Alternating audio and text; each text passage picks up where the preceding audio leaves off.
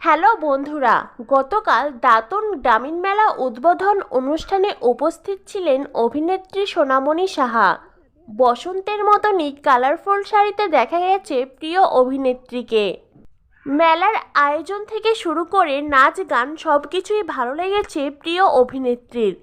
এমনকি অন্যান্য মেলার অনুষ্ঠানে কিংবা স্টেজ শোতে দেখা যায় যে কোনো এক পাশে দর্শক থাকেন, কিন্তু এবছর দাতন গ্রামীণ মেলা অনুষ্ঠানে স্টেজ শোয়ের চারিদিকেই দর্শকরা উপস্থিত ছিলেন, যা দেখে প্রিয় অভিনেত্রী বেশ খুশি হয়েছেন। তার খুব ভালো লেগেছে।